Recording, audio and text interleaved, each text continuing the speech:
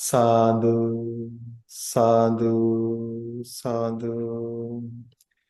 Namo tasse bhagavato arahato samma sambuddhasse.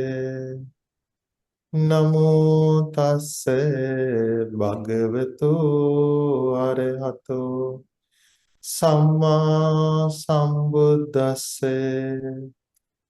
Namo tasse bhagavato arahato samma sambuddhasse. Sadhu, sadhu, sadhu. Dear friends, in Buddhism, Buddha teaches us about good and bad karma. Karma make a huge impact on our lives. So what is a bad karma and what is a good karma? So there is a verse. So there is a short verse about that. Buddha says, if someone speak or act with an unpleasant mind, then suffering follows that person. So in the other suttas, Buddha says, if someone do a bad karma, then as a result of that bad karma, they have to suffer. It gives them bad results. So in that verse, Buddha says, so if someone speak or act with an unpleasant mind, then suffering follows that person. It means that action become a bad karma. That's why suffering follows that person. So unpleasant mind means when someone's mind is overcome by a defilement, like either anger or greed or jealousy or rivalry or any other negative thought or defilement, at that moment, that person's mind is not pleasant. It is unpleasant. So we can think about a moment that we got angry. So at that moment, was our mind pleasant? Not at all. Unpleasant. And because of that, even our face was unpleasant. So whenever our mind is overcome by a negative thought, at that moment our mind is unpleasant and impure. So then if our actions are led by such a mind at that moment, then those actions become bad karma. Then bad karma gives us bad results. It brings us suffering. When actually it brings us suffering immediately. Why? Whenever our mind is overcome by unpleasant thoughts or some negative thoughts or defilement, at that moment, there is no any peace or happiness. At that moment, there is a mental pain. So at that moment, right away, we experience the bad results of bad karma. But it doesn't end there. It will give some bad results in the future as well. But good karma brings us happiness. So Buddha says, if someone speak or act with a pleasant mind, then happiness follows that person. So when someone's mind is not overcome by a defilement, negative thought, at that moment, that person's mind is not unpleasant. So at that moment, it is pure and pleasant. And also when someone's heart is full with love and compassion, gratitude, and some other wholesome thoughts, at that moment, their mind is pleasant. And if they speak or act with such a mind, then that action become a good karma. Then good karma brings us good results. It brings us happiness. So that's why Buddha says, if you want to be happy, you should avoid doing bad karma. You should do good karma. In one of the suttas, Buddha encouraged us to reflect on that often. So one day, one college student, I think 2 weeks ago, I did a meditation program for a small group in Rutgers University in New Jersey. And one guy asked me, "Oh, Bante, should we always think about the good and bad karma?" So actually, why he asked that question? Because sometimes people put everything, when bad things happen to their lives, they always put things into the basket of bad karma. Okay? But it's not like that. Okay, it's a different topic. Okay, and also sometimes people get lazy to arouse their energy. Why sometimes some people think, okay, it doesn't matter if I put effort or not. Everything is determined by the karma. Okay? No, it's not correct. It's totally wrong. Okay? Buddha says everything doesn't happen due to karma. Okay? There are so many other reasons for that. But however, karma plays a huge role in our lives. So then what should we do to doing bad karma? Always we should try to get rid of negative thoughts in our mind. And always we should try to cultivate wholesome thoughts in our mind. When always our mind is pure, pleasant, then always our actions are driven by such a mind, pleasant mind. And also then always our actions become good karma. So that's why Buddha says mind is chief. Mind precedes everything. So the first thing we need to pay attention is our mind.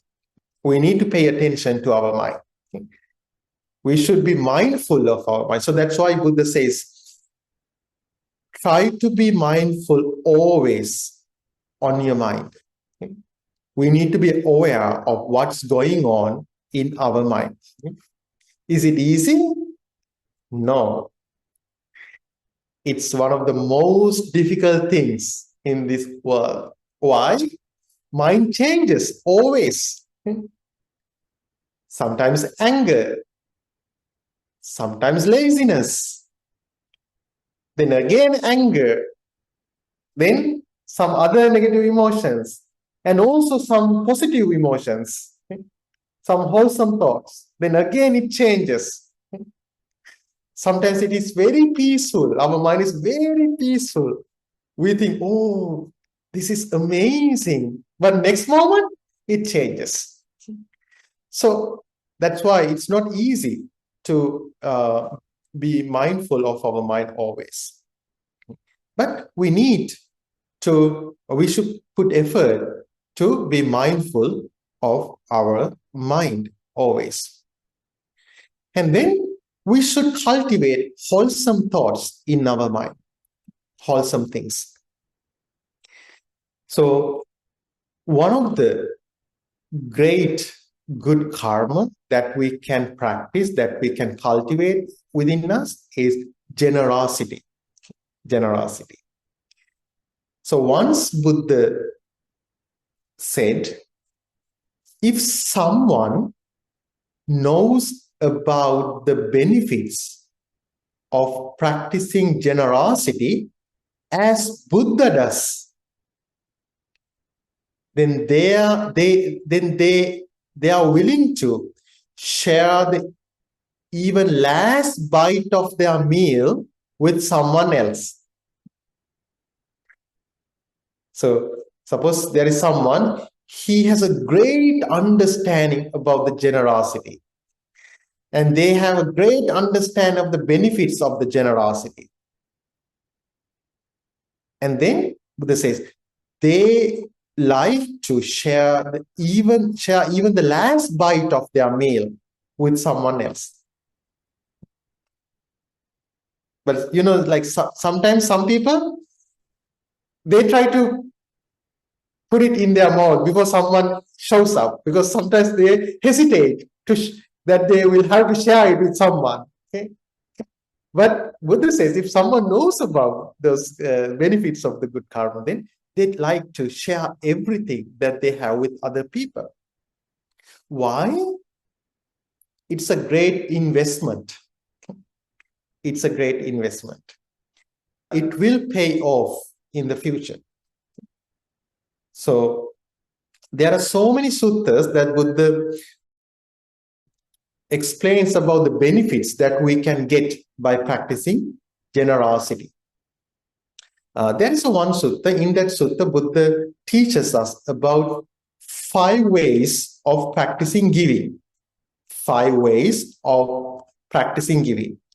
The first one, practice giving with confidence.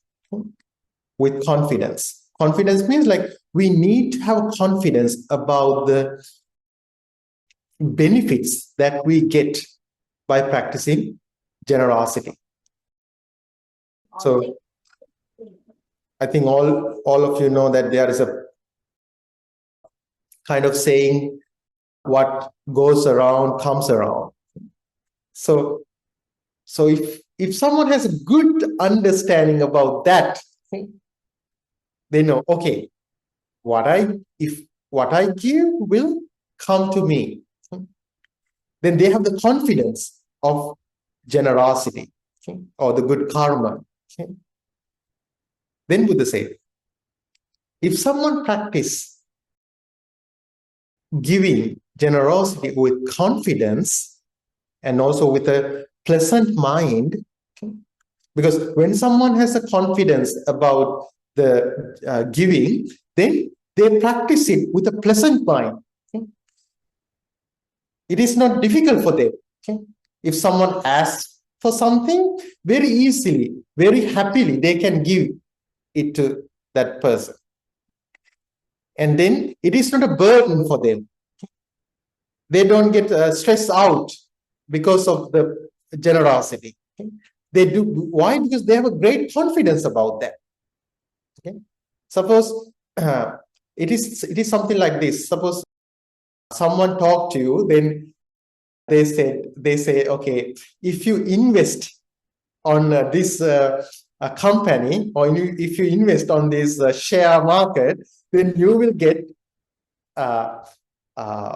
huge benefits. Okay, you will gain huge profit. Okay? Then if you have a confidence about that, okay, then with a very happy mind, very pleasant mind, you do that investment. There is no any hesitation for that. Okay? And likewise, if someone has a good confidence about the good karma, then if someone has a good confidence about the good karma that they can generate from giving, they practice with a happy mind, without any hesitation, with a very pleasant mind. Because of that, Buddha says, they will get a beautiful body. their outward appearance is beautiful. They become gorgeous. So if you want to become a gorgeous person, stop wasting on cosmetics or other things. Okay? You practice generosity with confidence, okay? With a pleasant mind, then you will become a very attractive person. Okay? So that is the first way of practice giving. The second one, Buddha says, practice giving uh, uh, very carefully, very carefully. It means when you give something to other people, you should give it with respect, and you should do it very carefully. Okay? It means like,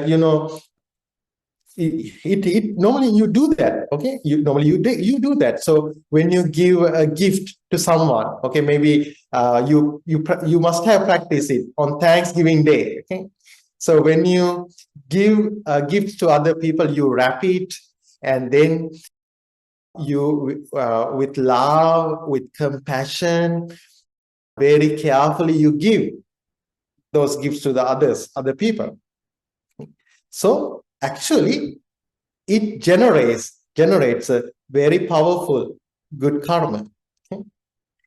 So you can be happy about. So if you gave some gifts to your friends or your loved ones on the Thanksgiving Day, you have generated this good karma. Okay? So Buddha says, if you practice giving in that way, then as a result of that, everyone will listen to you. Everyone will listen to you, and they will take your instructions, and then they will behave in a way that please yourself.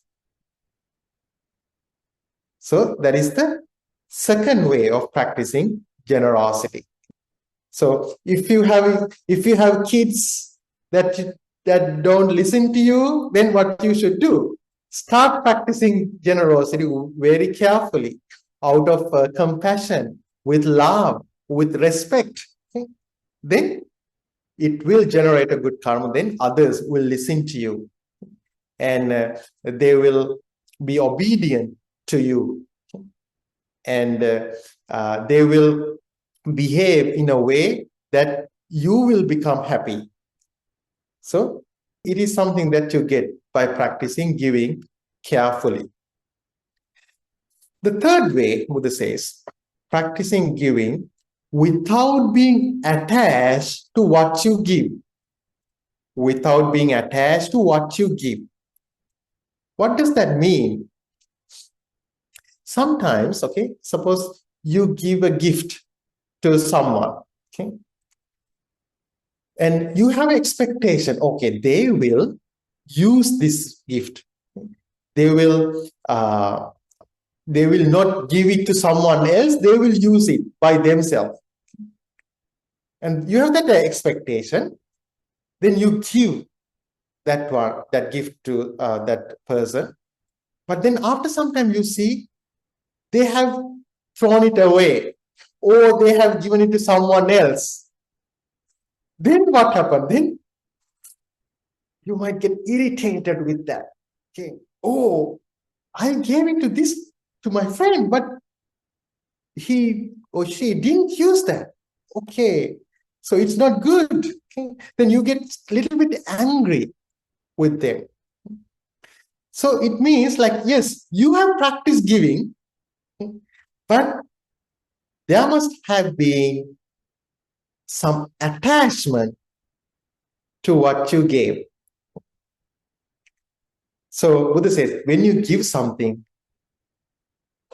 give it without any attachment, with your whole heart. Then you don't care what they do with your gift. You don't care because you have given that. It's over. You have the good karma. Buddha says, if someone gives to others with attachment, there is a problem. Yeah, they will get the good results because of that good karma, but they will not, they will hesitate to consume the result. They will hesitate to use what they get from that good karma. So, okay, it's something like this. Suppose like you give some money to someone. Okay, let's say you give $10 to a homeless person. Yes, it's a good karma. Okay, it's a good karma. But suppose you have some attachment to that. You have some attachment to that. Then in future, as a result of that good karma, yes, you might get $100, but you will not use it. Why? You had an attachment to what you gave. Now, even though you have money, you hesitate to use it.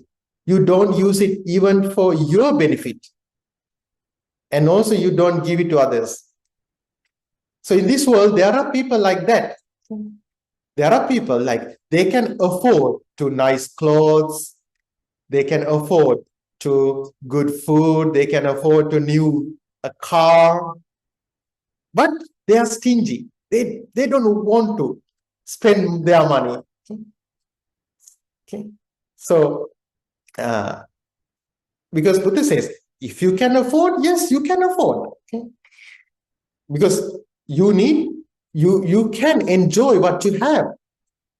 But there are some people, they don't use what they have. Okay.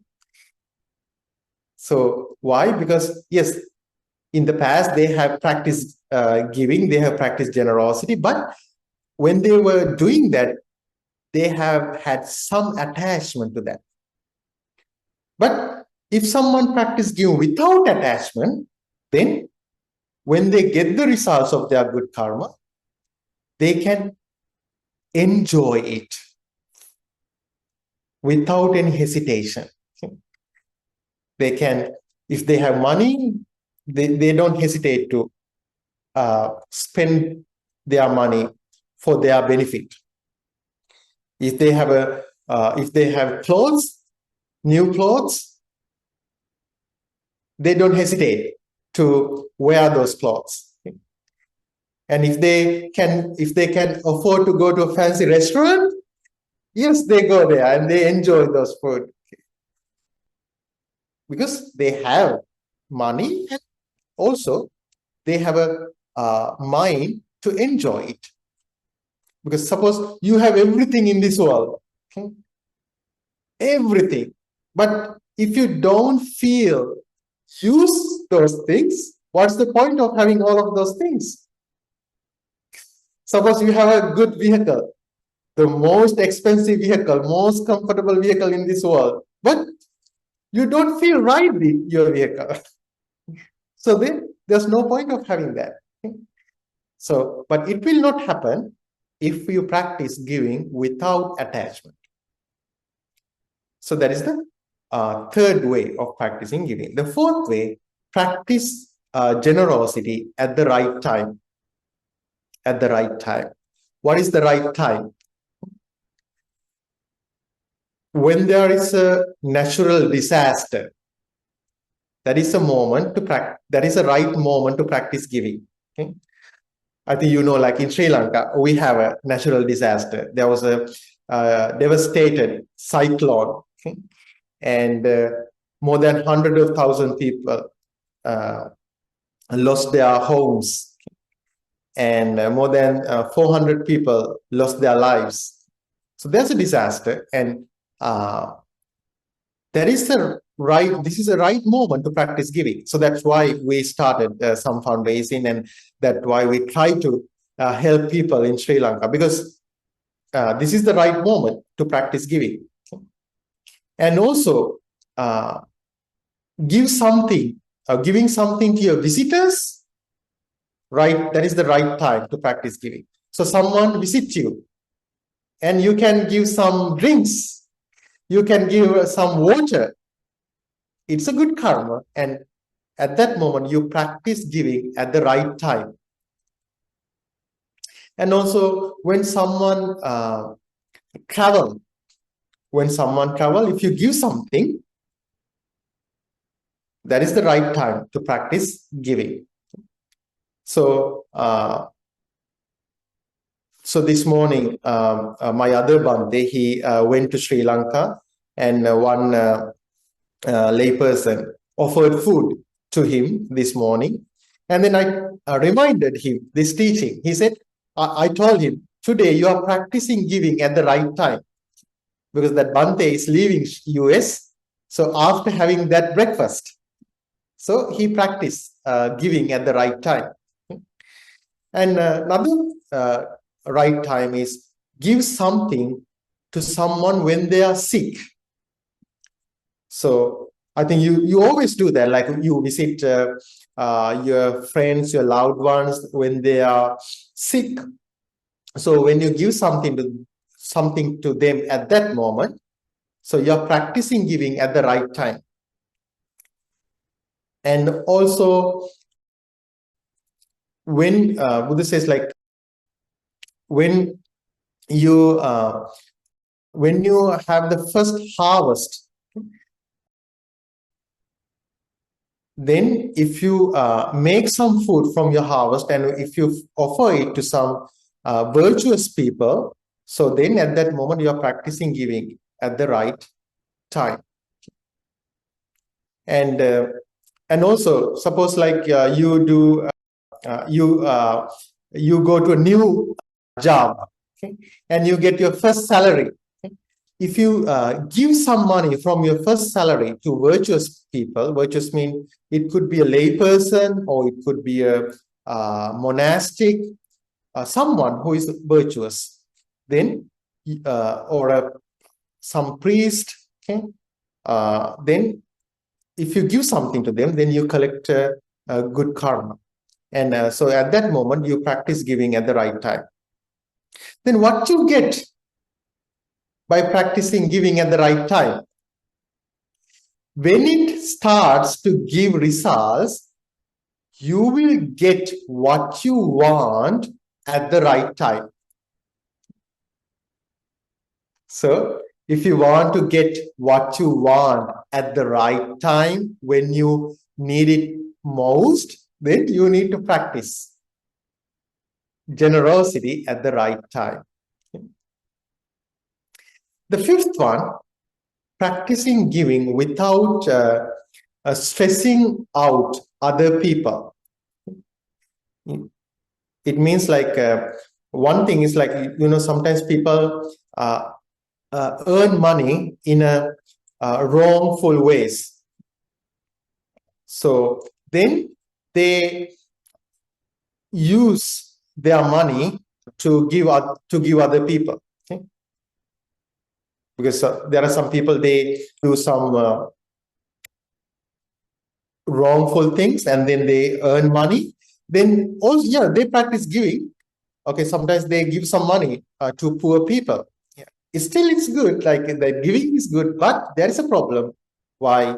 Because they earn those money through wrongful ways. So because so, it means that they have they give some burden to other people, and they have stressed out other people. Okay? They have given some pain to other people. So because of that, Buddha says, when they get the results of that good karma, that because of that, when they get the results of that giving, though what they get will be destroyed because of so many reasons. Sometimes because of fire, sometimes because of flood or earthquakes, or because of so many other reasons, or maybe government will get those things. Okay? Or some other people steal what they have. It means the things that they have will be destroyed. So, but if someone practice giving without stressing out other people, then what they get will not be destroyed. what they get will not be destroyed in that way. Okay. And also, sometimes when actually I don't think like it happens in here in the US, but among our Sri Lankan people, it happens like sometimes they want to practice giving, and then sometimes they try to go over their limits. Okay? And then they stress out themselves, and also sometimes then they try to get the support from other people, and they stress out other people as well. Okay? So it is not good. It's not good. So that's why we need, when we practice giving, we should learn, we should know our limits. Okay. So if you can only give $5 to a homeless person, then you should not give $100. Why? Because after you give that, you will regret about that, and you will at that moment you're stressing out yourself. So that's why you should know your limit. And when you practice giving, you should not stress out either yourself or other people. By doing that, then Buddha says, like, the things that you get will not be destroyed. It will be well protected. So those are the 5 ways to practice giving. So practicing giving with confidence, and practicing giving carefully, and practice generosity without being attached to what you give, and practice generosity at the right time, and practice generosity without stressing out other people. So those are the 5 ways of practicing giving. Okay, so today I talk about some of the things of generosity in Buddhism. So you can learn those things, and also you can start practicing generosity in those 5 ways. So may you be able to practice generosity always, and may you will get the good results of your generosity, and may you be able to have a peaceful mind, and may you attain bliss of happiness. Sadhu, sadhu, sadhu. Okay, now I'm going to chant verses of blessings. Close your eyes and listen to me. Abhivadana Silissa Nichang Vadda Pachayino Chattaro Dhamma Vaddanti Ayuvanno Sukhang Balang Ayurarogya Sampatti Sagga Sampatti Mevacha Ato Nibbana Sampatti Iminate Samijjatu. May you have a long life and be free from illness. May you attain bliss of happiness. Sadhu, sadhu, sadhu. Okay, thank you so much for joining today. May you be well and happy. Namo Buddhaya.